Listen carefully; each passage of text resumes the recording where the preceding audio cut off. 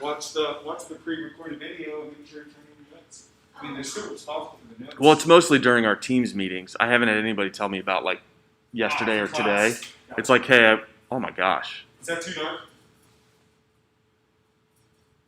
Can you turn on one? Absolutely. Well, dimmer. You can turn on. That one was much better. It was like the camera was struggling to pick up the. Yeah, gotcha.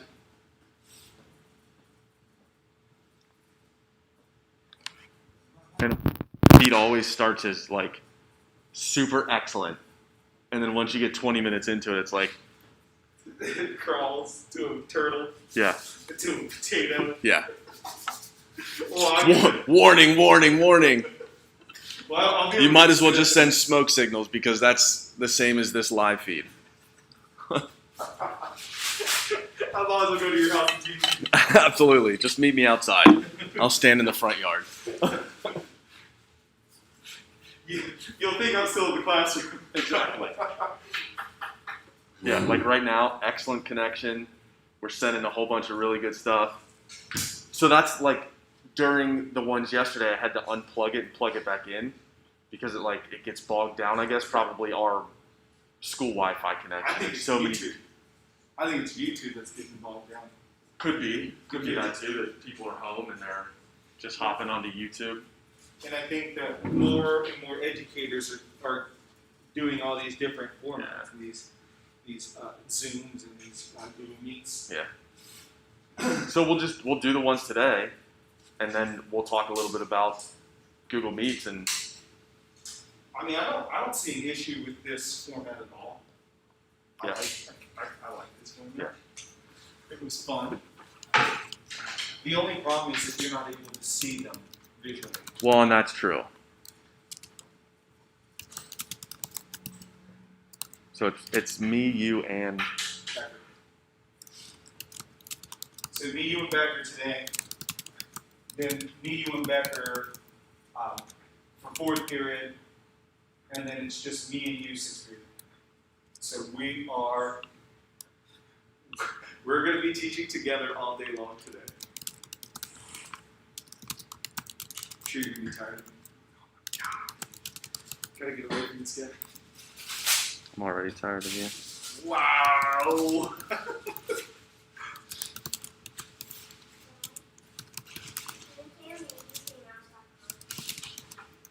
Do you have any schoolwork? So let me go ahead and get you. Oh, it's 8:05 already.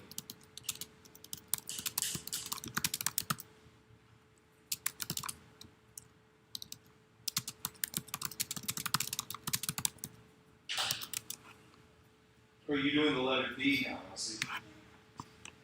Did you do the letter D yet? Okay, so you have 3 activities to do. So you gotta do those 3 activities.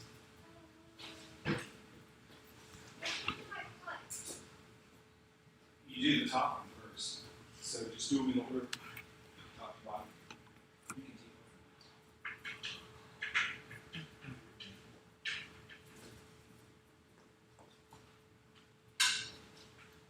Of course. Hey, Ewald, do we have anybody? There's 6 in here so far. Go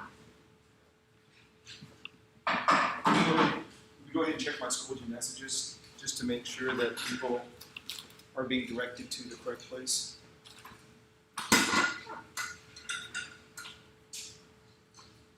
I got one of mine.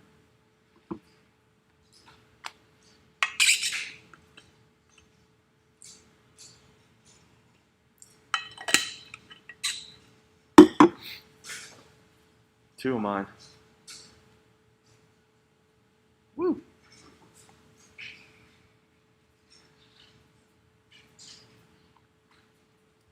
I'm going to try to do an update one more time. Okay.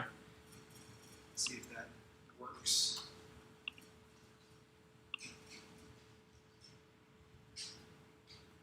Nope. No updates. We are running behind.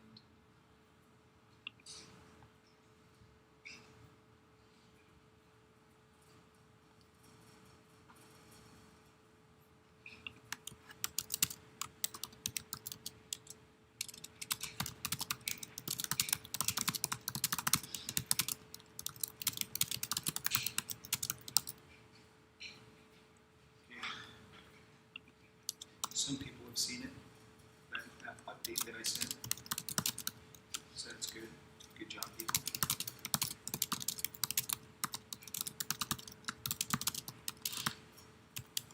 I hear Miss Becker coming down. Unless she's like walking down the hall with her. Yep. Oh, we got a Mr. Wen on here. You're in. Nice. I got a bunch for me. Yes, another one for you.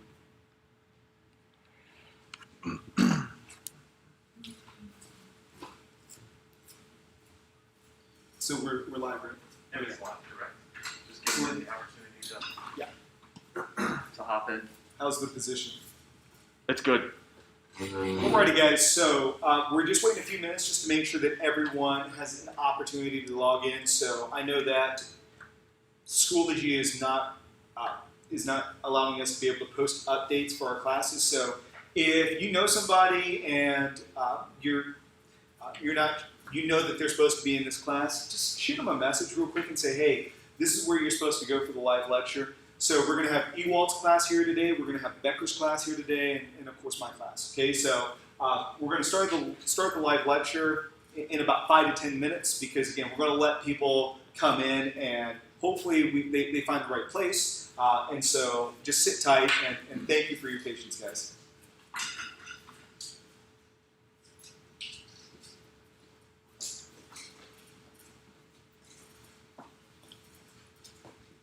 All right, guys, how we doing? I'm Mr. Ewald. It's nice to see a lot of people hopping onto that live chat, putting your name in there, putting your teacher's name in there. That way we can see that you're here. We know who you are. We know who your teachers are. So thank you so much for doing that. One thing that I want to talk about here, and Mr. Wen will talk about it in a minute when he actually gets started. Our expectation for this is that we're treating it kind of like a live lecture in school. So we're pretending that you guys are in the class and we're presenting the material. So on your end, we do want you to jot down some notes. So have a piece of paper out, have the notes feature on your computer open so that you can jot down the most important stuff that you see in the lecture, as well as the answer to some questions that Mr. Wen is going to ask you as he's doing the lecture. So make sure that you're following along, make sure that you're doing your part at home, and then we'll have an activity at the very end that we're going to do to kind of wrap everything up. So I can't see you, but it's nice to see you guys through the live chat that you're here and ready to rock and roll. So just a couple more minutes, we'll let everybody get logged on, and we'll go from there. All right, let's do it.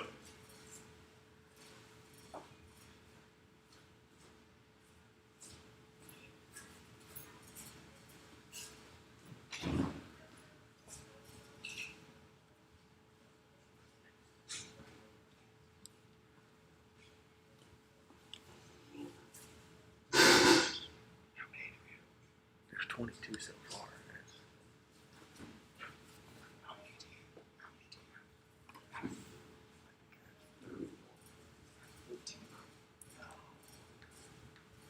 You have 14.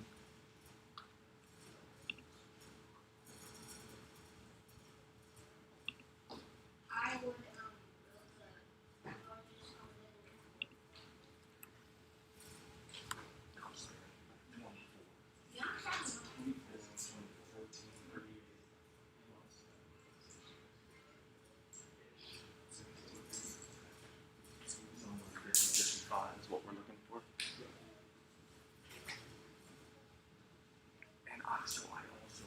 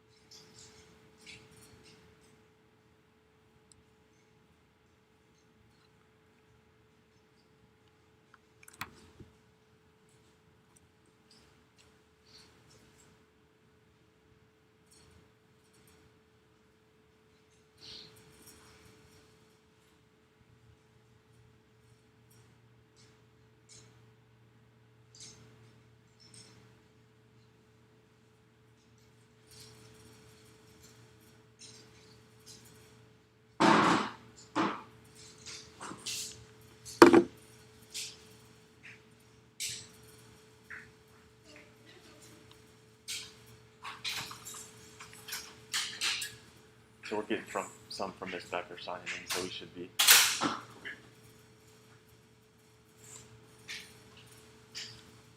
So alrighty guys, so we got 1 more minute left and then we will get started. Okay, so 1 more minute left and then we'll get started. I think that's good.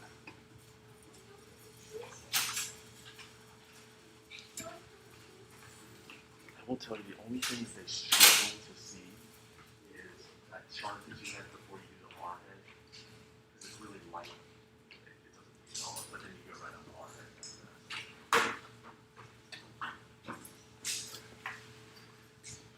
Alrighty, so just a reminder, especially for those that had just come in, what I would like you to do is go ahead and get out a sheet of paper, something to write with.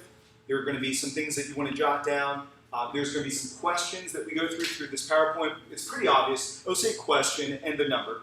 And so you want to make sure to write those answers down because that's going to be a way in which we're going to record participation and we're going to record attendance. So make sure to do that. And then, of course, check with your teacher on how to turn that in because that's going to be a little bit different based off of the teacher. So let's go into it. What is science? Science is a way for scientists to be able to study the natural world.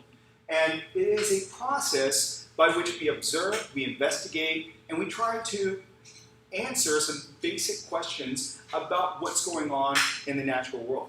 So, for instance, we have Hurricane Laura. We're seeing the effects of Hurricane Laura today. It was very, very rainy today. It's supposed to be raining all day today. And so, what do we know about hurricanes? Well, we know that it's due to the warming of oceans. And we know that because the ocean is warming, those hurricanes can intensify in terms of strength. And that's what we see with this Category 4 hurricane. Now, what did they think before? Well, they thought, you know what, it was due to gods. It was Poseidon that was angry with human civilization, and so he created this hurricane. But we know through science that that's not the case.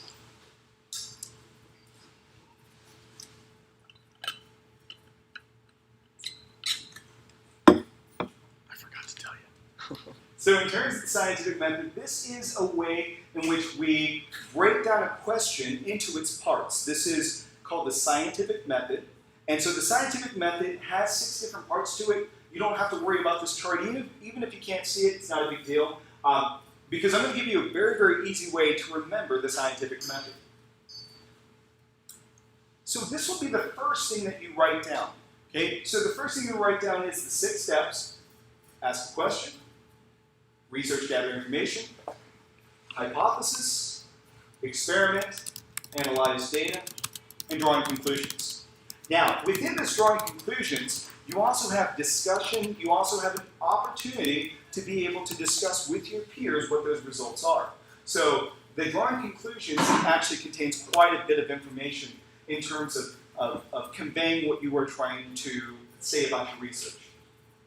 What you're going to notice is that every one of these letters spells out R head if you take that first letter through each one of the steps. So A-R-H-E-A-D, R head. So if you can remember that, you can remember the 6 steps of the scientific method.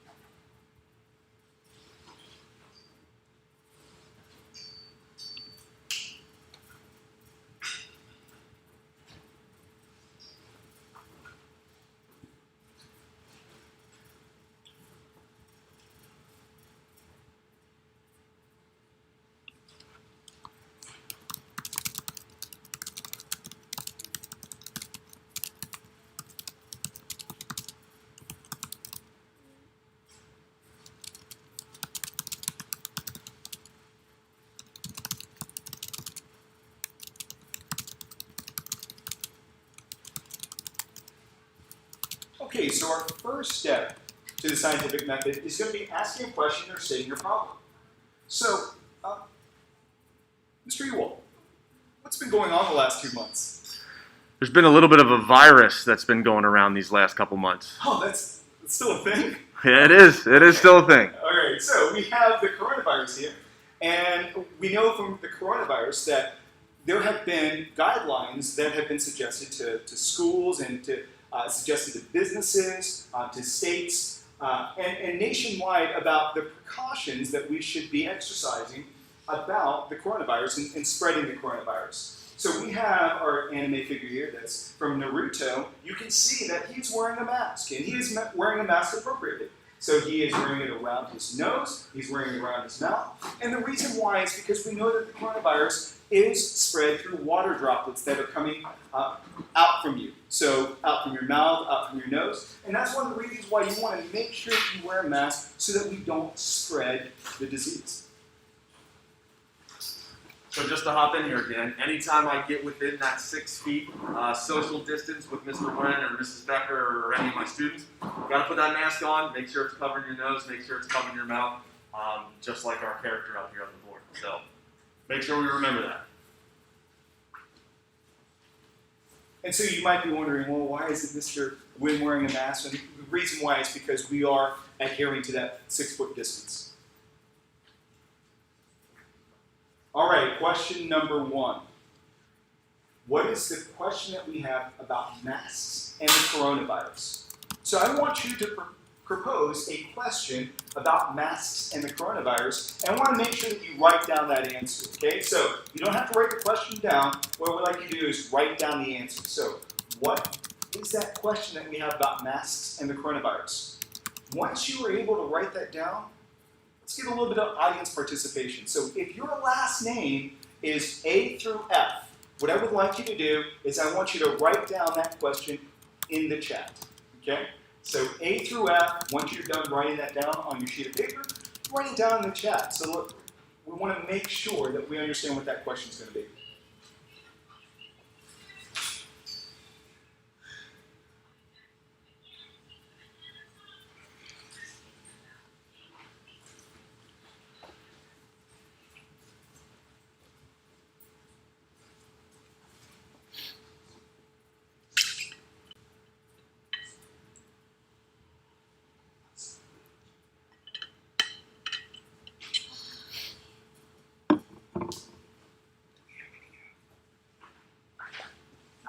Give it just a second.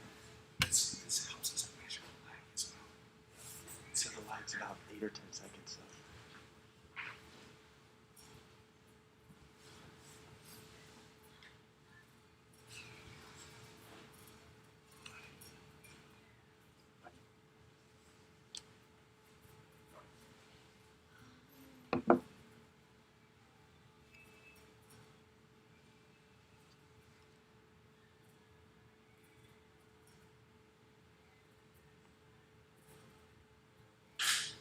Alrighty guys, so I know that Mr. Ewald is monitoring the chat, so we're going to make sure that we get those questions in and we're going to get some audience participation.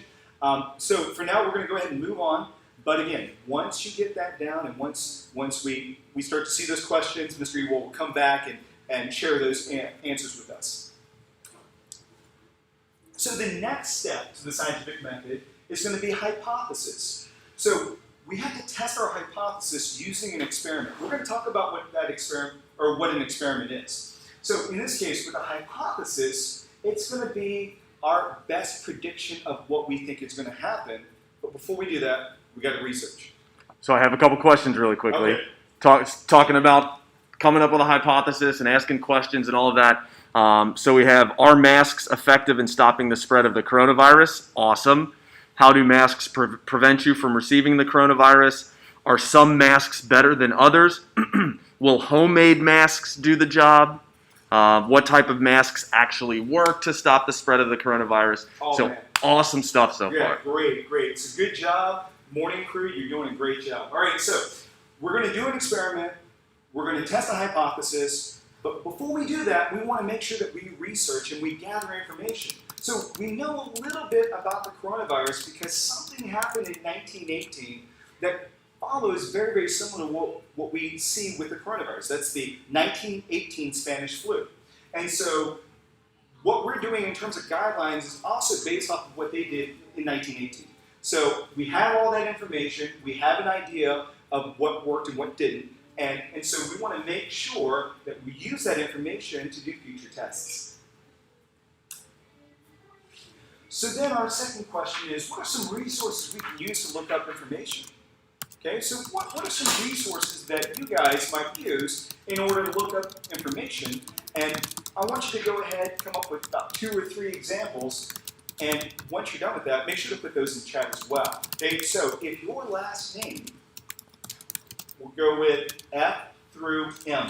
If your last name is F through M, why don't you go ahead and put your answers in chat once you finish writing it down.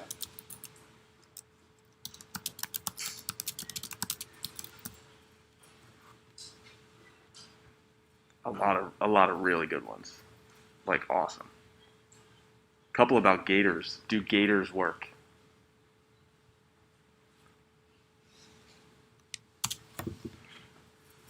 Really good questions.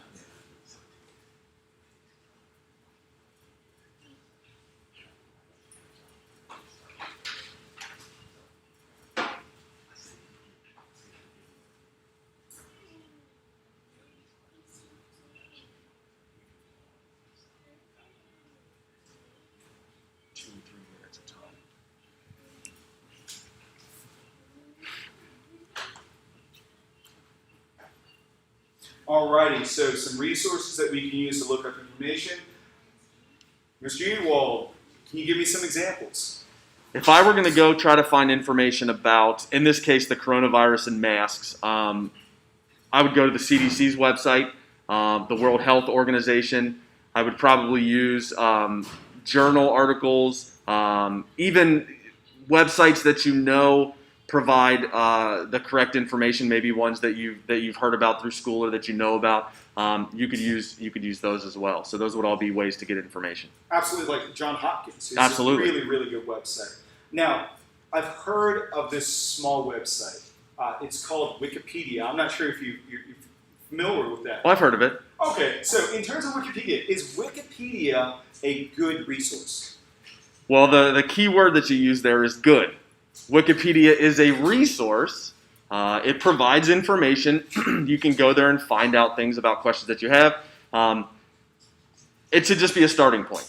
There are some citations. It is edited by admins and things like that, but it shouldn't be your end-all, be-all. We should go out and find other information and not just stop with Wikipedia. So really quick to interrupt you, we got Encyclopedia Britannica, books about the specific subject, articles, the World Health website, the CDC, news channels potentially, reliable websites about that specific topic. So we got a lot of good stuff coming in again.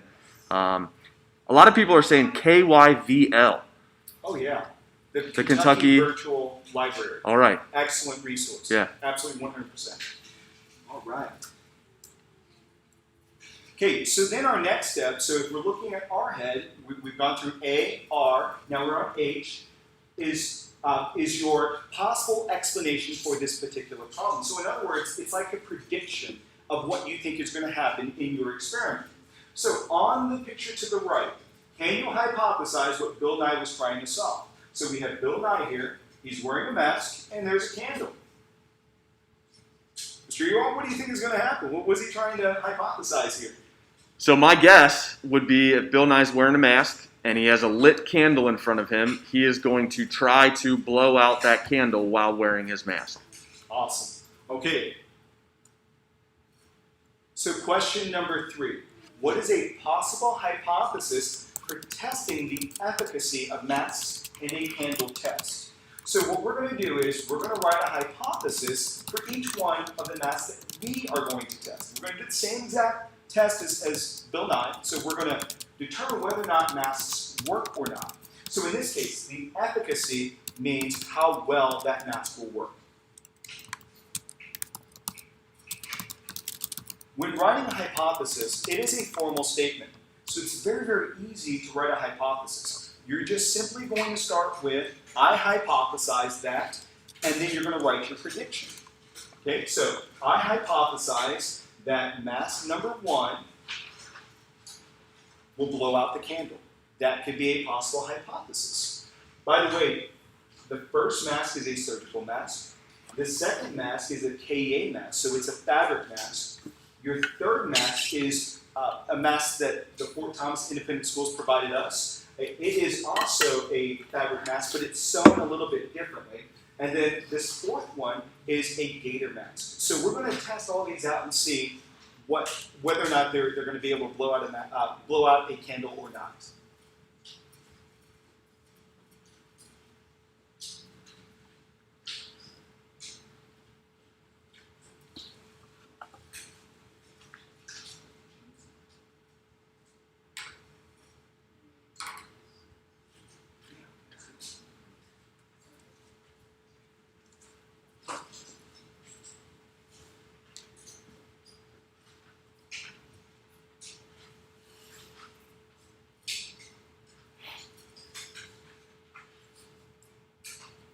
So we didn't give a specific set of last names for that one. But if you have a hypothesis that you want to throw into the live chat, again, I hypothesize that, and then throw those hypotheses in there about the different masks. We're going to go ahead and go on to the demonstration here with Mr. Wen, but go ahead and put those hypotheses in the chat.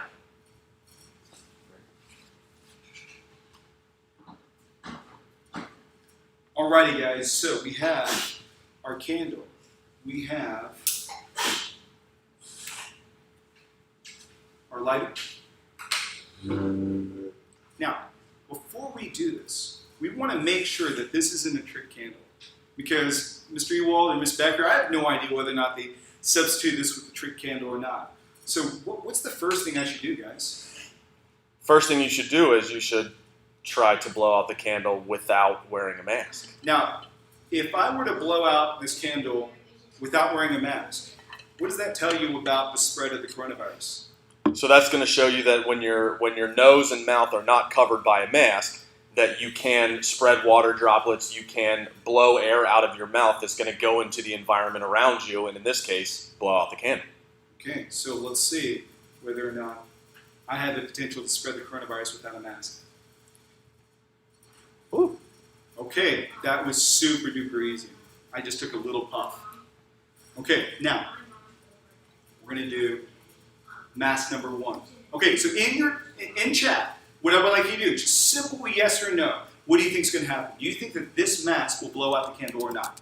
Okay, so it's simple yes or no. Do you think the candle will blow out this mask?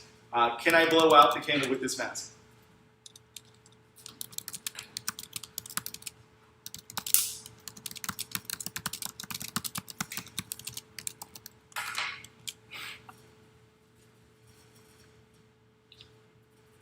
So really quickly, we have some hypotheses that are coming in here. I hypothesize that the first mask will blow out and the rest will be fine. I hypothesize that the gator mask will be fine. And then we got a ton coming in here for the surgical mask. I hypothesize that all the masks will fail the job, so you're going to blow the candle out with all of them. Nice. And then we had a whole bunch of answers come in, and I would say overall, we're probably leaning a little bit more heavily towards you are going to be able to blow out the candle with the surgical mask. Okay. So they think that it's not going to be effective. It's not going to be effective. All right, so we're going to give this a shot. All right.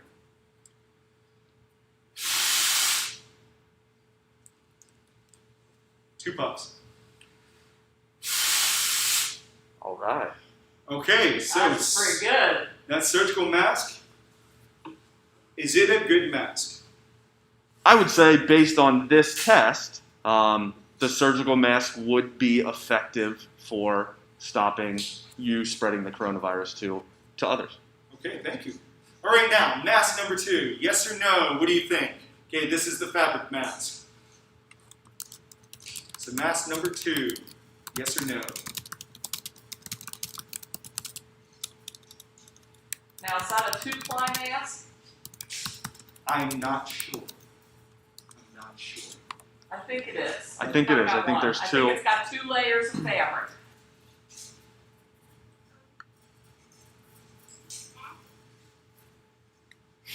First answer is a no. We got another no, and a yes. So at the beginning, we were leaning heavily towards no, but now we're getting some more yes. Okay, so just a reminder, Mr. Ewald, is a yes good or bad? A yes is bad. that means that you are going to blow the candle out. And for this experiment, that's what a yes means. Okay, here we go. So we have our mask. I'm going to do 2 big puffs just to make sure that this experiment is accurate.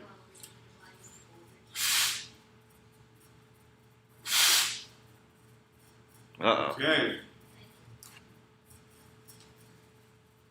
So what that tells you guys is that all masks aren't created equal. So you got to make sure, you got to be very, very careful about which mask that you're going to wear. And not only that, but also the distance that you're going to get with people as well. All right, so mask number 3, the Fort Thomas mask.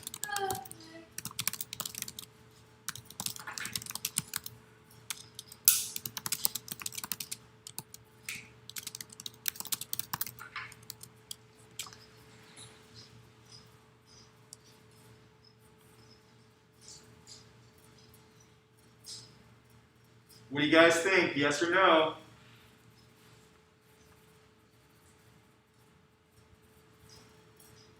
First one is yes, second one yes, third one yes.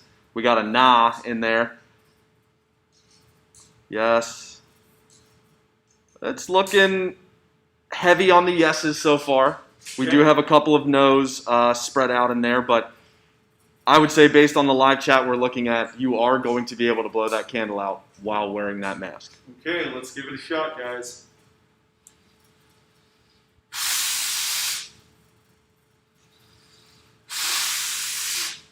Oh, buddy. Oh boy. That did not budge at all. Thank you, Fort Thomas Independent Schools. Good Yeah. mask. Good mask. And that wasn't rigged. That was legit. Oh, yeah. I'm a little lightheaded. All right, so the last one are gator masks.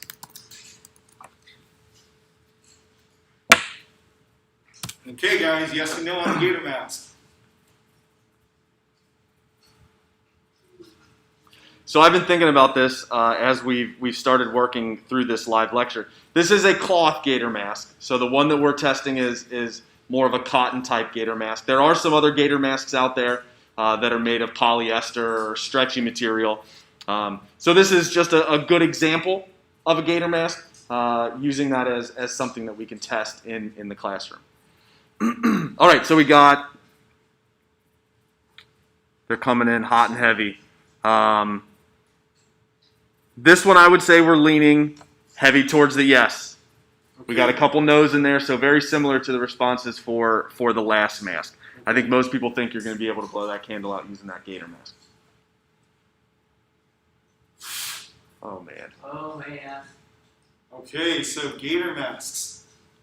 Not good in terms of stopping the spread of the virus. So again, guys, just a reminder that all masks are not created equal, so you got to be careful about which mask you wear. And remember, guys, we are professionals. Don't try this at home.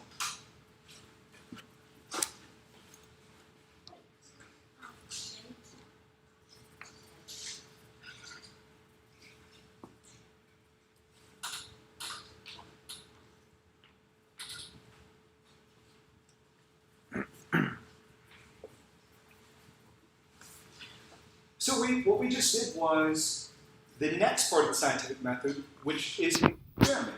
So what we did was we took a bunch of variables and we tested them to make sure that we're able to come up with that question, the answer to that question that we had at the very beginning. Whether or not masks were efficient in terms of stopping the spread of the virus. So what is a variable? Well, a variable is a quantity that has more than one value. So we can think of a lot of different examples of variables, but essentially if anything has more than one value, it is considered a variable. So in this case, if you were thinking about planting some plants, you could use fertilizers in order to determine whether or not those fertilizers help to grow a plant and which fertilizer was best. So you could test different types of fertilizers. That could be a variable. Other things that you could possibly look at are the different plant types, the amount of sunlight, the amount of water, room temperature, type of soil, and type of fertilizer. So all those could be variables that we test, and we could conduct an experiment and test for each one of those.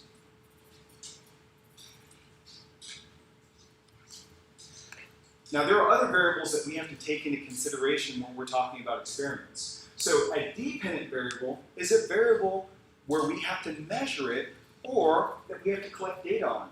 Because without that data, we can't say definitively whether or not there was any effect at all. So in this case, we have this dependent variable here. This is the height. That's what we're collecting. We're collecting height, and we're seeing how tall these plants are going to get. So you can see here with the fertilizer type, we have different fertilizer types, A, B, C, and 9. And so then, using the height, we can determine whether or not that fertilizer type had some type of effect.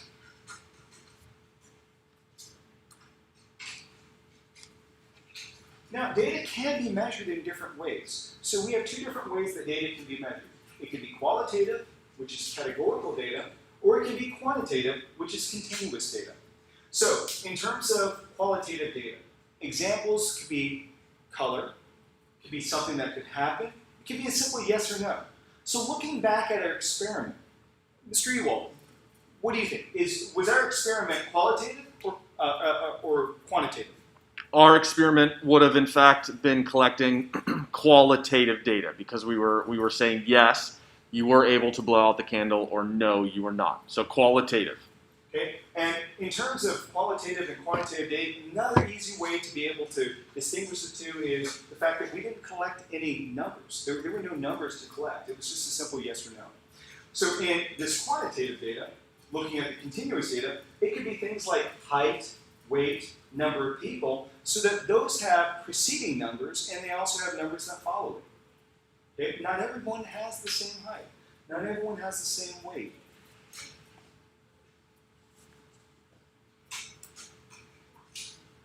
Now, independent variables are going to be variables that we are able to physically change. Okay, we're able to physically So in this example here, that's going to be the fertilizer type because we can manipulate that. We can see that these three different fertilizers, A, B, C, whether or not those have a bigger effect than when testing against each other. So we can see here, by the way, looking at A, B, and C, A is 16 centimeters, B is 14 centimeters, and C is 18 centimeters. So out of those three, fertilizer type C would be the best. And then factors that do not change are called constants. So we want to make sure that whatever we're testing is exactly what's causing that effect. So we're testing for fertilizer type, so we want to make sure that the amount of sun doesn't have an effect. We want to make sure that the amount of water doesn't have an effect. We want to make sure that the plant type doesn't have an effect. So we want to make sure that all those are exactly the same. So you can see here the amount of sun, 6 hours per day for every single plant. For here, 4 ounces every 3 days for water. Okay? So that is a constant in making sure that we're able to test for this fertilizer type. And then the last variable that we're going to talk about is a control. So a control is a standard of comparison. So it does not receive the independent variable. And the reason why that's important is because we want to make sure that that fertilizer had an effect at all. Perhaps there was that fertilizer type that doesn't even work, and you were just fine just planting it in the ground. So in this case, this plant number 4 is the control because it doesn't receive any fertilizer, and we're going to use 4 to compare to 3. We're going to use 4 to compare to 2. We're going to use 4 to compare to 1, just to see whether or not that fertilizer actually had an effect.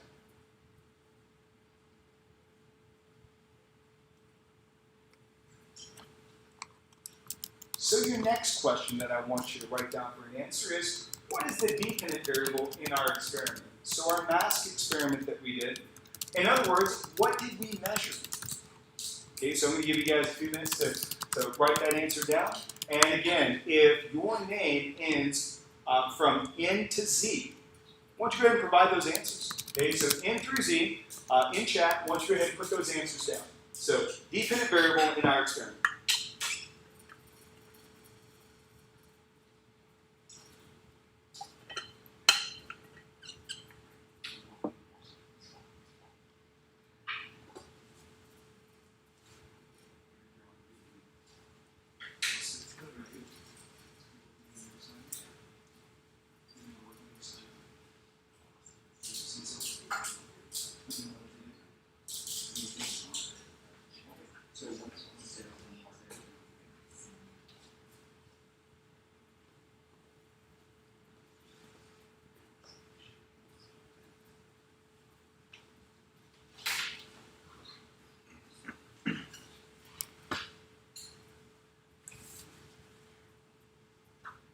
give it just a minute for those answers to come in, and then we'll hop on to the next question.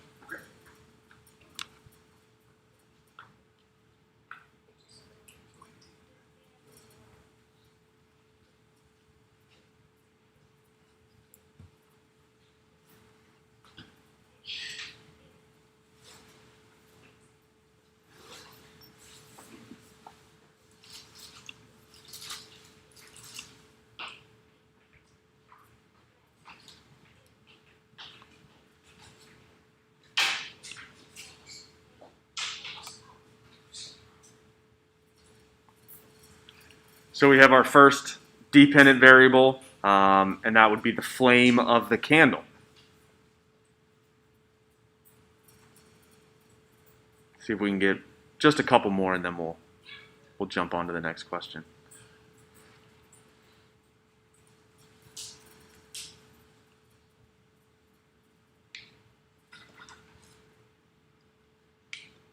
And we want to remember that the dependent variable is the variable that we are measuring.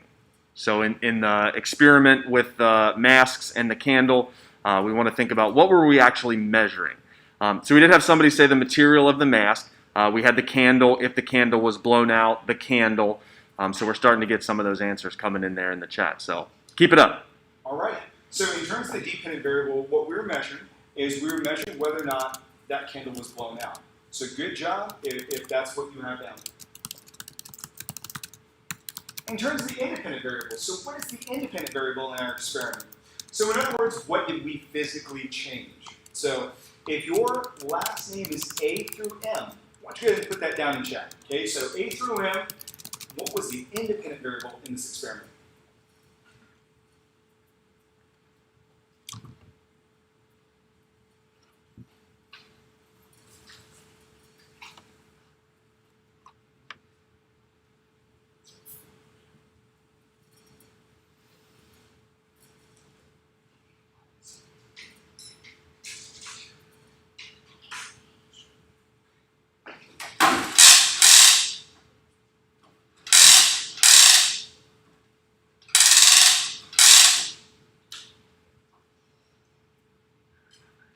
So we have some answers coming in here for our independent variable, the variable that we as the experimenter changed.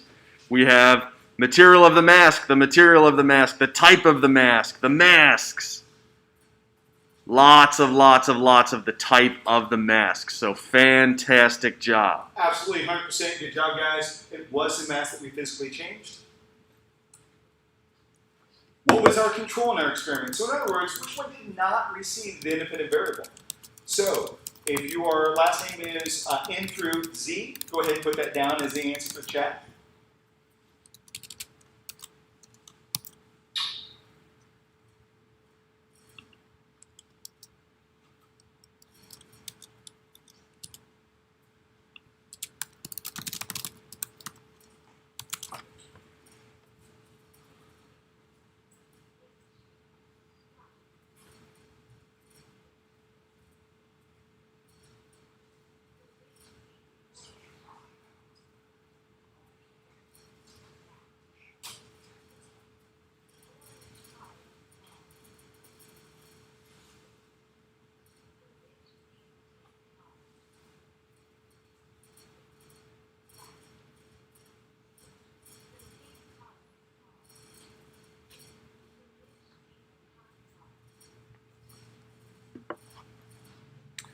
All right, so we have when a mask was not worn as our control.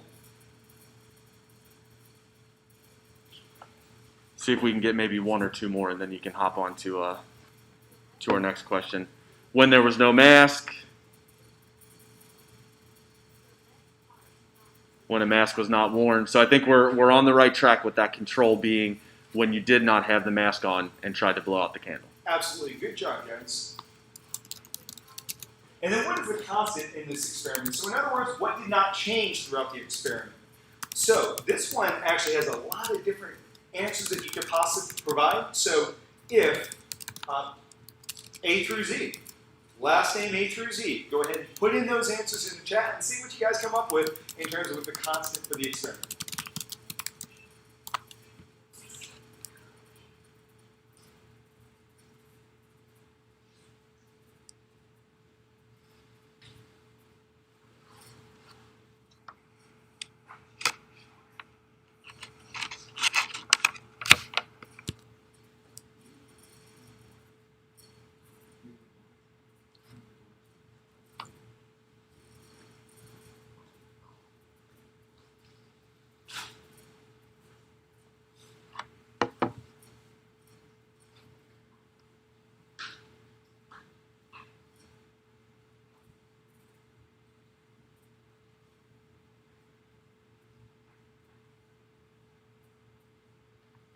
So we do have some answers coming in here for what is a constant or what are the constants.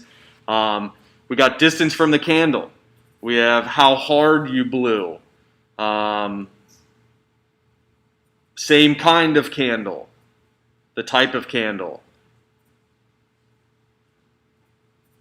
The air that you blew on the candle. The distance. So we're getting a lot of the distance, the type of candle, how hard you blew. Those seem to be a lot of the answers that we're getting there for our constants Good job. in this experiment. And not only that, but also remember the person that conducted the experiment as well. Mr. Ewald could have conducted the experiment, or Mrs. Becker could have conducted the experiment, but we wanted to make sure that only one person did the actual experiment themselves. In that way, I was the constant in the experiment. All right, so then the next part of the scientific method is going to be analyzing the data. So if we're looking at our head, we're on that second A. So an important part of every experiment is going to be making sure that the researcher can convey the information in a very, very easy way visually. So that could be in the form of a table, it could be in the form of a graph, like a line graph or a bar graph, and also in a chart, like a pie chart.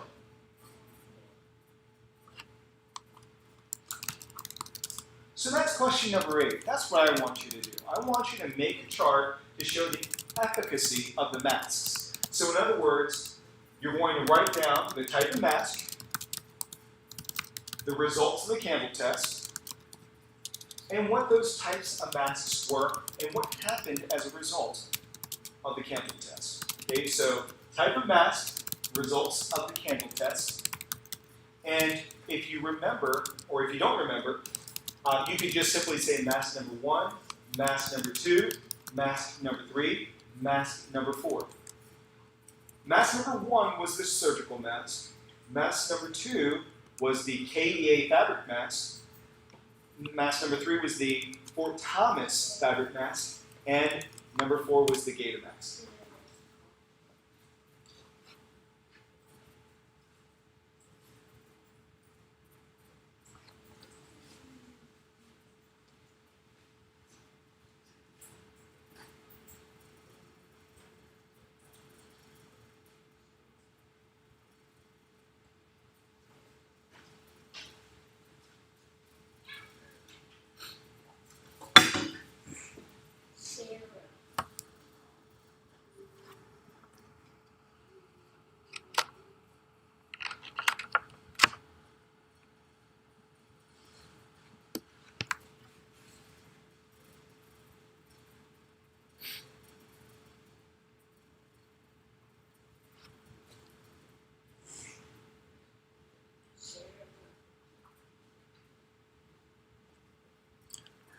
We're good.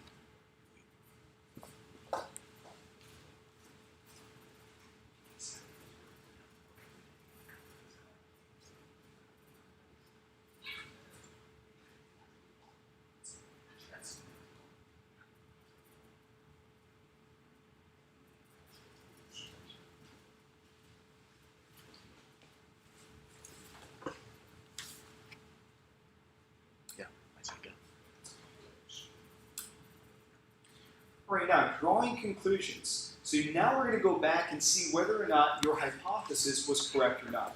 So I want to stress as best as I can, it does not matter whether your hypothesis was correct or not. It has nothing to do with that. What it helps scientists be able to do is to be able to form future experiments. So even if your hypothesis was correct or incorrect, that's okay. So what I would like you to do is to look at your hypothesis, and I want you to determine whether or not your hypothesis was supported or not. So if you're reviewing each hypothesis, what you're going to do is you're going to say, no, my original hypothesis was or was not supported.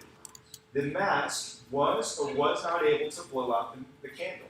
So that if you're using this no, by the way, no, my original hypothesis was not supported. The mask was not able to blow out the candle would be an appropriate answer.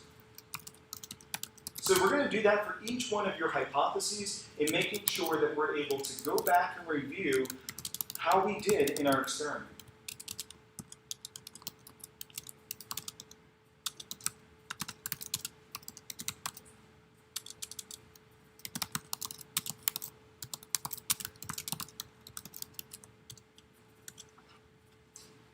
And if you want to throw some of your reviews in the chat, you're more than welcome to do that. That way you want to make sure that you have it written correctly. But again, just like the hypothesis, this is also a formal statement as well.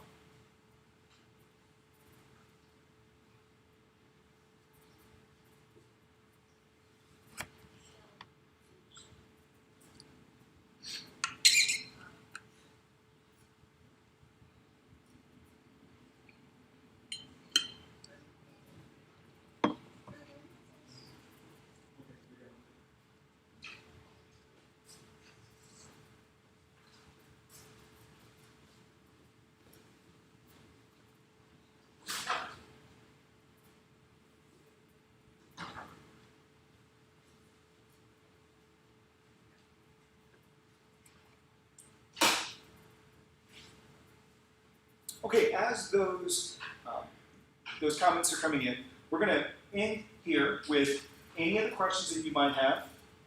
And what you're going to do, once you're done with that question, is you're going to make sure to check on Schoology on how to submit that assignment. So for my class, and it's not published in the assignments yet, but for my class, what I would like you to do is I would like you to take a picture of your notes and submit it to Schoology. That's it. Just take a picture, submit it, and you'll be done with the live lecture. So that's how I'm going to make sure that we check participation. Not only that, but what I would like you to do next is to make sure you check Schoology and see if there's any other assigned work. So make sure to check in with your other teachers, Mr. Ewald, Ms. Becker, of course me, and making sure that you don't have any more assigned work. I know that for me, I have an assigned work that I'm going to do for today that's going to be due on Friday. Correct. It's going to be due on Friday. So you want to make sure that you check that in order to kind of get a head start in your next assignment. Your next time-bound event will be in small groups or individually. It won't be in this big live lecture. And so you want to make sure to also check with your teacher about how that's going to go about as well. Now for my class, I know that I have small groups assigned. If I did not assign you in a small group, please let me know. And that way we can get that taken care of. We can put you in a group. All right? Thank you guys very much.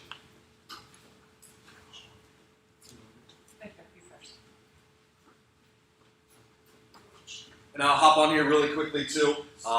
Thank you for signing on, for being a part of this live lecture. Thank you for your participation. You guys were absolute rock stars with putting stuff into the live chat.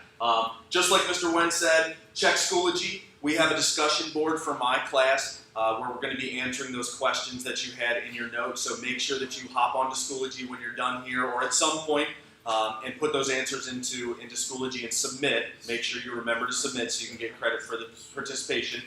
We also have a little bit of practice for the scientific method. That is in our folder for today. So again, while you're on Schoology, make sure you check that out. That will be due Friday. Okay, pay attention to those due dates. Let me know if you have any questions about that. And then I will be sending out, I sent out an invitation for this, but I'll also be doing some reminders for our time-bound event. I guess it would be Friday, right? Our time-bound event on Friday. So just pay attention to Schoology, pay attention to Teams. Can't wait to see you guys in person and not just through a camera or through a TV screen. So keep up the good work. All right, have a great day. Last but not least, I'm going to reiterate, check Schoology, folks. Post your notes into Schoology. I said initially this morning when we first got on Teams that we were going to check back in on Teams. I'm not going to have another Teams meeting with you today. If you've got any questions, just send me a chat in Teams and I'll get back to you. As far as Friday is concerned, I do want you to hop on Teams, the whole class at 8:05, and then I'm going to break you into separate Teams classrooms so that you are working together. So have a great day. Mr. Wynn, Mr. Ewald, do we have anything else? I think we're good. Oh my gosh, you guys were awesome. We were watching your responses. You did a great job with responding. Mr. Wynn, thanks for doing the live lesson for us today. Everybody have a great, great day, and we will see you on Friday. Let us know if you've got any questions. We good? We are good. Awesome. Wonderful.